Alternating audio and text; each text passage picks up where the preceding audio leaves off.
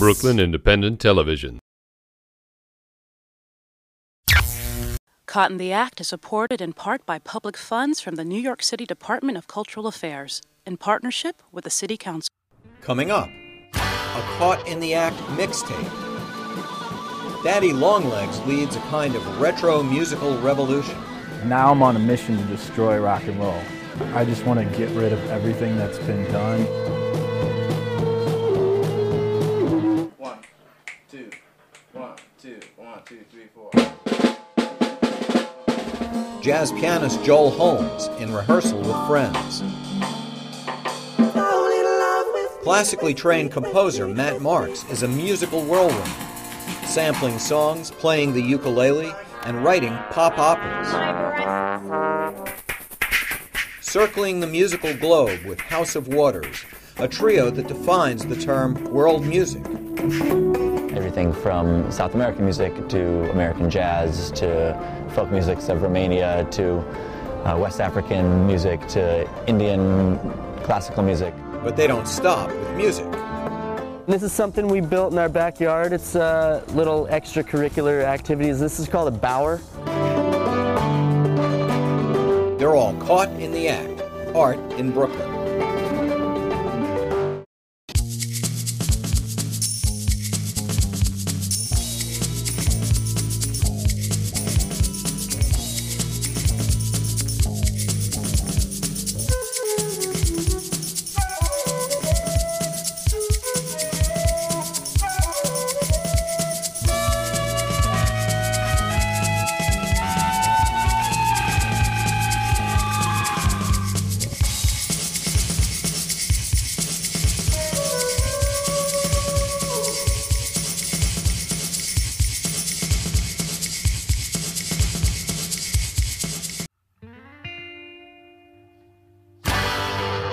From the garbage bags that line the street to the heel of my boot that's keeping the beat. Everywhere I go, it's always the same. People try to criticize us and bring us shame, saying Daddy Longlegs ain't no good at all. He hangs around them juke joints all the time, singing and playing his harmonica like some wild man done lost his mind. But we don't care what you have to say, because we do things our way. I am Daddy Longlegs, and I'm from St. Louis, Missouri. I'm a harp man, foot stomper, blues shouter. Stomp my foot, clap my hands, hoop, holler.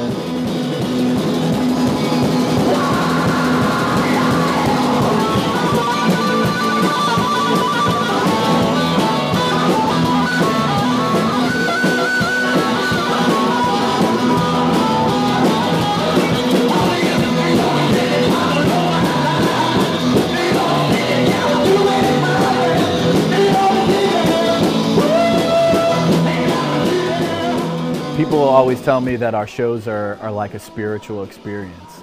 Highly visceral, stomping, completely wild. It's just about having this uplifting moment, this higher stream of consciousness.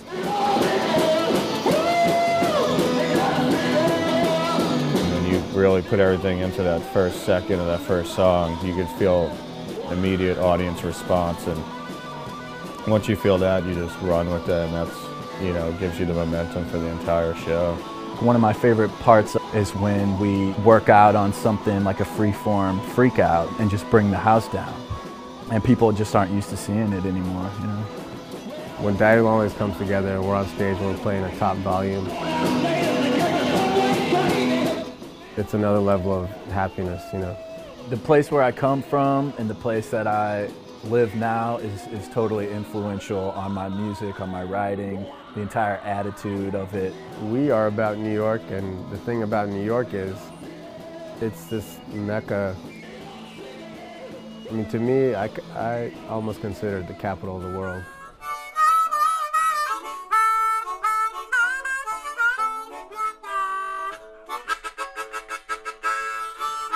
What drew me to the harmonica was just how immediate the instrument is. There's no setup for it. When I'm alone by myself, it's my only friend. You know, we're a group. We function as a group. I have a ton of respect for the two guys that I'm on stage with. I respect them as musicians and as people. I do anything for them, they do anything for me, you know. we believe in what we're doing so much, and we believe in the music. We have three very different personalities, and you know, Brian taught me a lot about the blues, and Josh taught me a lot about arrangement and songs and all kinds of rock and roll music. Every time we play together, we teach each other something new. When we're getting together to work on a song, it usually starts with one thing. If I have a riff on the harmonica, or Murat has a riff on the guitar, or Josh has a drum beat that he wants to start out with, and we just start building from there.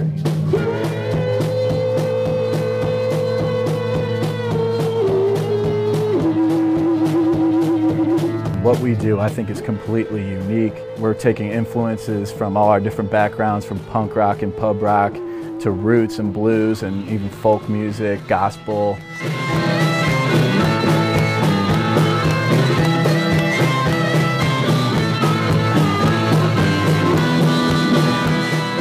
To make something that's completely different, high energy, in-your-face attitude, we're just going to destroy you.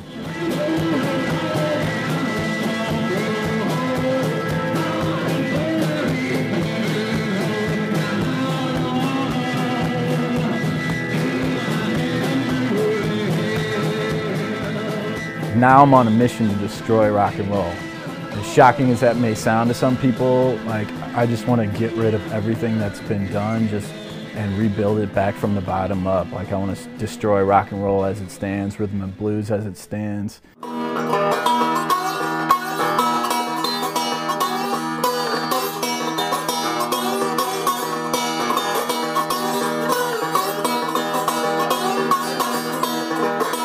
If I could make one record that will stand the test of time and be legendary and people will still look back on it as being influential, that's my entire goal in life. Music is my freedom.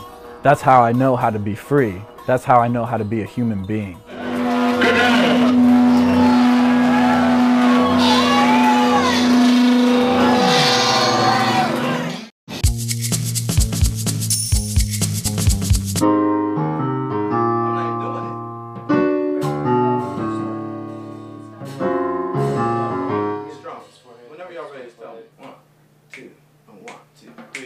I'm always going to be a student of music.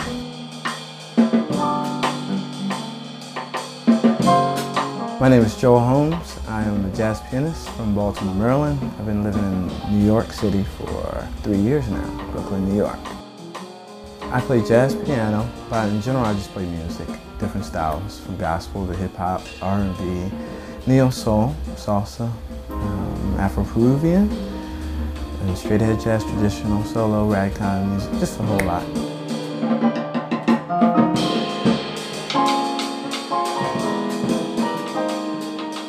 I got exposed to jazz at Baltimore School for the Arts High School, and I noticed all the girls like the guys in the jazz band. That was like the cool band. So I just saw it as a freshman. I said, oh, I guess I have to learn how to play jazz. Little did I know I would fall in love with the music itself, and I had to teach myself how to play jazz because I was learning classical music in school.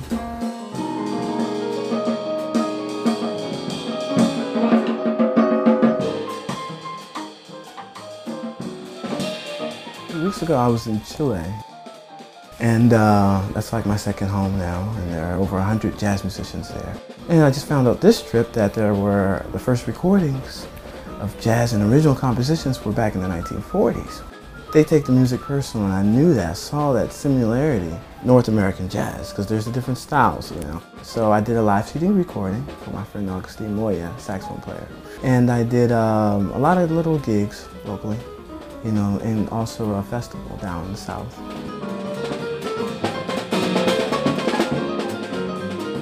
It was great to have fans, friends, family, people who were hungry for music.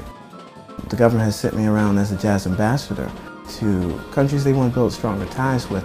They send us in a program called the Jazz Straight Ahead Rhythm Road. It's part of the Lincoln Center. Sometimes countries that may not be the safest per se, but they send us out as special groups. And we go and spread jazz and learn as well about their cultures. So I've been doing it even without the program. I still go out solo, even if I'm spending my own money for the tickets, because just for the preservation of the music, you know. 1, 2, 1, 2, 1, 2, 3, 4.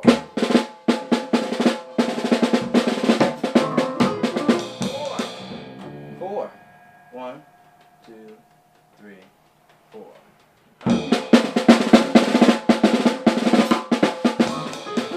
Well, I just happened to choose East New York as my location. It may be a strange first choice, but actually, when I look outside, it's pretty peaceful.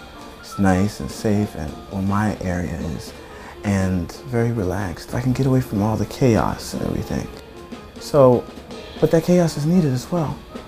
You know, that fire and that energy that you feel in Manhattan is serious business. There's no energy like it anywhere around the world that I've seen.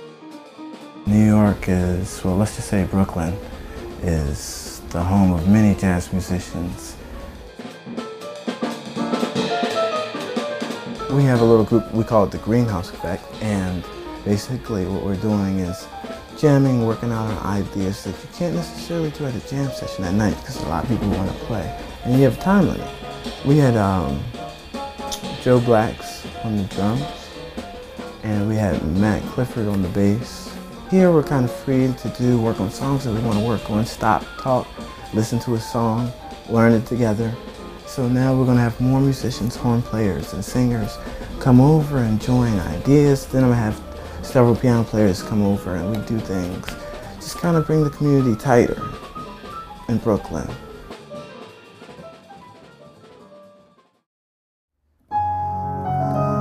Basically, I'm learning every day. I'm going to be a student for life, no matter how good or bad. Everything from different ways, relationships, traveling so much I get to see a lot of different things. Culture, taste different foods, reactions, all the senses, smell, see, taste, you know, in every different country you just get inspired different ways. Emotions definitely help me write songs. So, you know, a breakup or a death, I may write a song or something like that from that. When it comes to what styles of music, I love Earth, Wind & Fire, Stevie Wonder. I love Asian music. I like music from all over the world. And depending on the magical moment, maybe a jazz song may all of a sudden go to Asia and we all of a sudden get into an Asian thing from China, particular scales. Or maybe the music asks for us to go to Africa. So then we bring out those elements. That's kind of how it works. You get inspired, and then in the moment, the music takes you there. And hopefully you have enough experiences to be able to play what the music's asking for.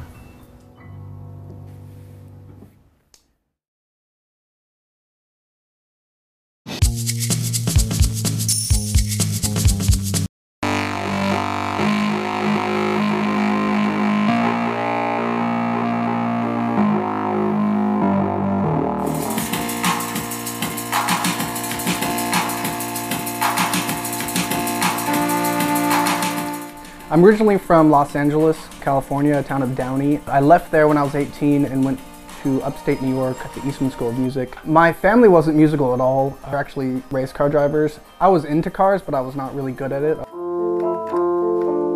The first thing I ever learned was piano, and then I learned French horn, and I started playing in an orchestra with my French horn. But when I first started creating music, it was on a very small scale. Probably at the end of my undergrad, I bought a sampler and I just started messing around with taking samples and making beats.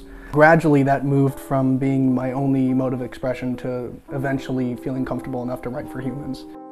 There's such a stigma associated with composing. You know, it's like you think of the composer sitting down at the piano with his like big feather pen and like a piece of paper and then like, you know. What I do tends to be a bit more kind of pop oriented. Like I tend to just put the two worlds together. So I have a track, like electronic track that's usually techno influenced in some way or drum and bass influenced, and I just have classical instruments that kind of embedded together. Oh my God, I'm sure. It was very hard for me to eventually come to peace with writing songs, because every time I would sit down at a piano or have a guitar or something and try to write a song, it would always just be like, ooh baby. So I stopped doing it and I swore it off for about 10 years. And eventually I kind of got into the whole ridiculousness of writing songs. And so the first songs I ever wrote had one lyric, like one sentence that would just be repeated over and over and over. Oh my God, I'm sure. Oh my God, I'm sure.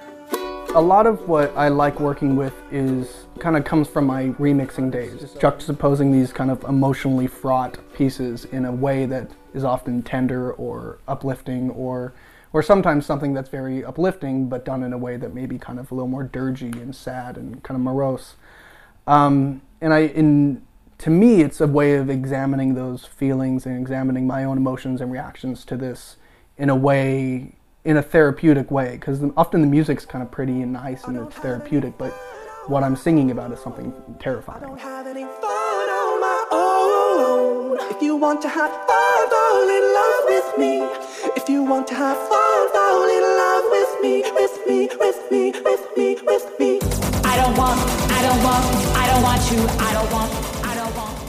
My name is Melissa Hughes. I'm a singer, a soprano, and vocalist about town. I sing in Brooklyn and New York and whoever else wants me to sing. I met Matt in 2006 in Miami. He was contracted for a gig that I was contracted for, and we both flew down, and it ended up, we both fake played.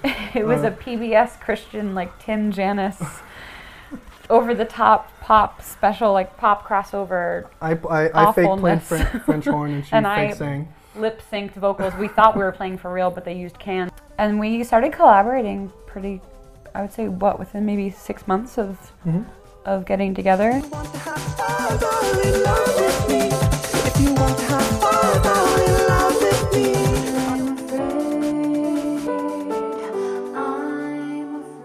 It's definitely pop influenced, but it's kind of like pop viewed through the eyes of somebody who spent way too much time in a conservatory learning music, and then kind of, I guess, revolted against that and started just writing pretty straight ahead pop stuff.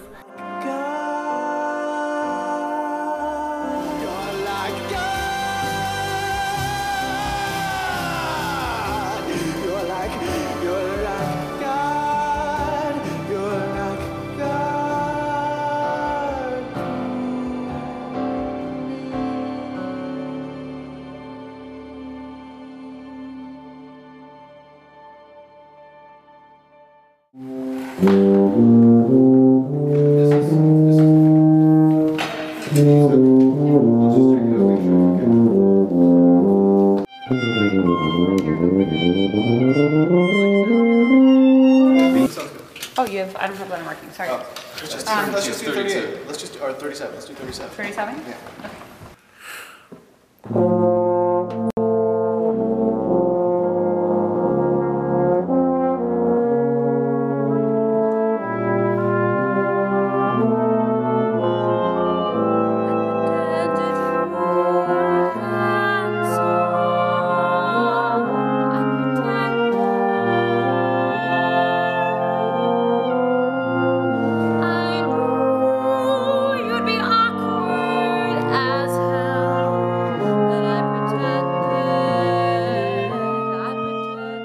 I've been working with a lyricist named Royce Favrick, who we're working on a collection of songs currently titled IXXX, and they're a series of like songs that are kind of about uncomfortable sexual experiences.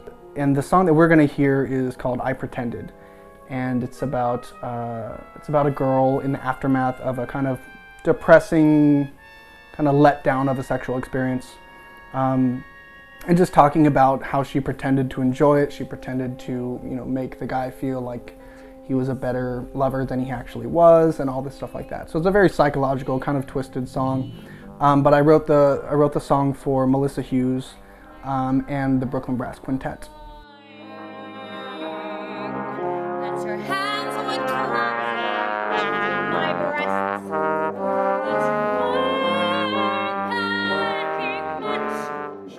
What I like about writing opera, you can really juxtapose a lot of conflicting emotions, and I feel like there's also something about the human voice that speaks very directly to people. One of the things with pop music that I really respect is it's very direct emotionally. It just, you're speaking essentially to the listener. In an opera, it's not really that. It's usually a story going on, and it's often in a completely different language, and it's sung in a way that it's really hard to understand the words. So it's not so much about communication traditionally.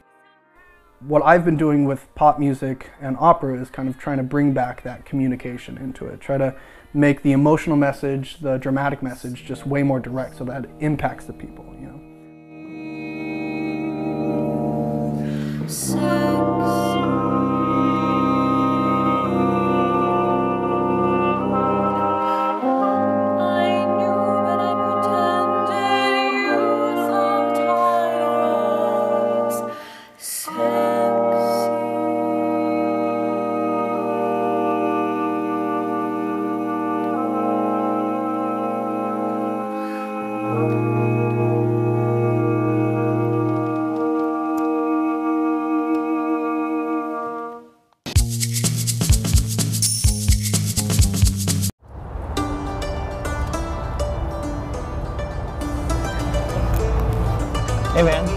happening? Nice. We're House of Waters. House of Waters comes from the idea that nature and humanity find a common ground. Additionally, having a bunch of different rivers coalesce into the one central point, building that community is kind of the concept behind the name House of Waters.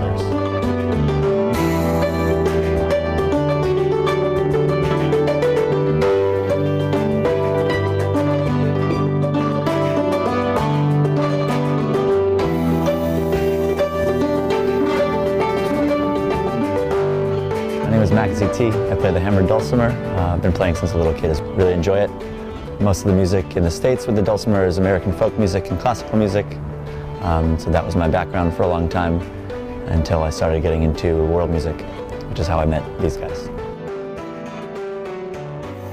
My name is Luke Notary. I play the drum set and percussion and some other instruments that are a little more obscure. I also started when I was very young studying with my dad. Just committed myself to music. I'm loving that way of life. So here we are. My name is Moto Fukushima. I'm from Japan and I play 6-string electric bass. When I was like a little kid, I started with a classical piano study and I picked up bass 15 years old. I play different kinds of music. I play jazz, South American music. Also, I play Japanese traditional music. I play Japanese string instrument shamisen too.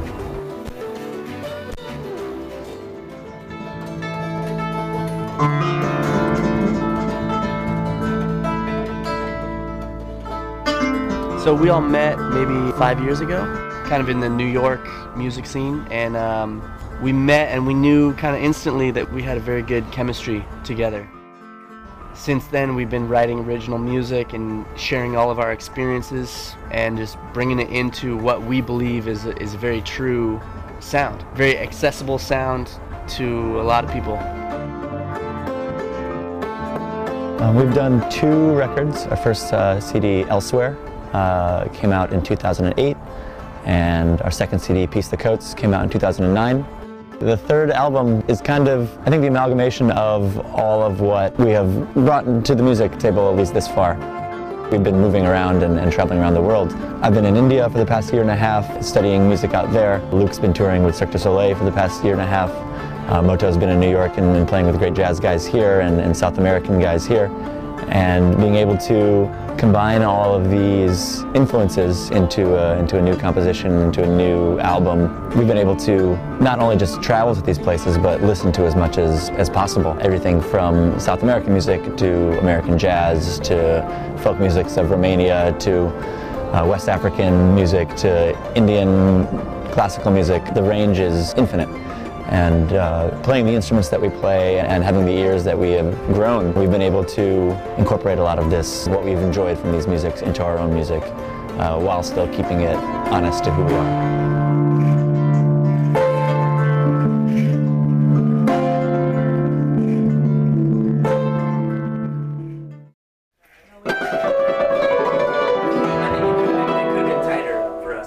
Yeah.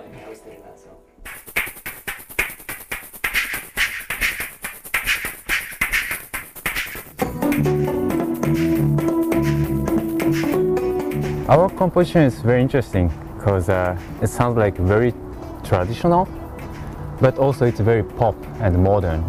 Yeah. It's like very like opposite side.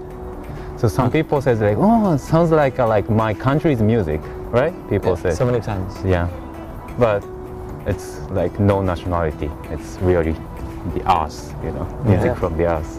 And the cool thing about that is that when we write music together, it tends to flow in a really natural way. You know, Moto will come up with an idea, Max will feed off that, I'll feed off that, and we're all just mirrors for each other. It gives it a really nice direction, always, and it always brings something unique. For sure.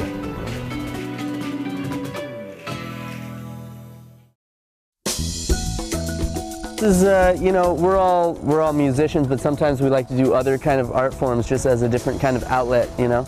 And this is something we built in our backyard. It's little extracurricular activities. This is called a bower.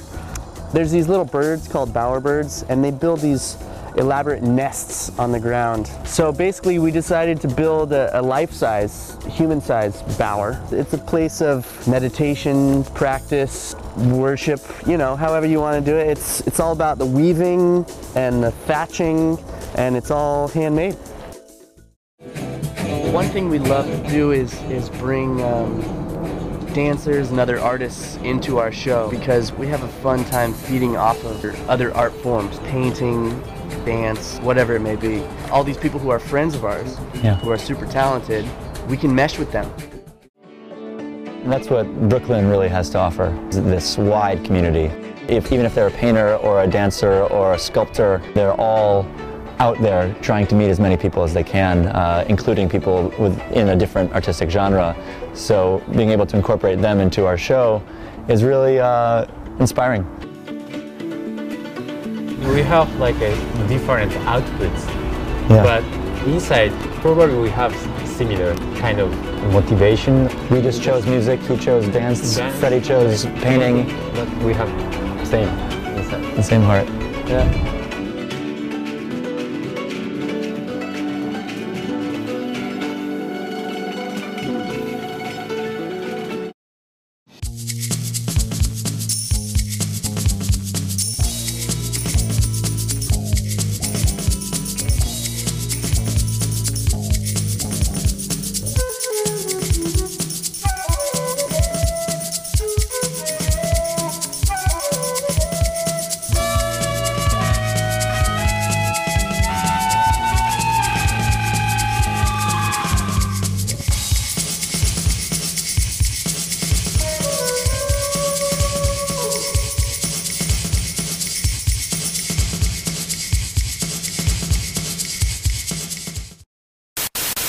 Watch this and other Brooklyn Independent Television episodes online at bricartsmedia.org/BIT.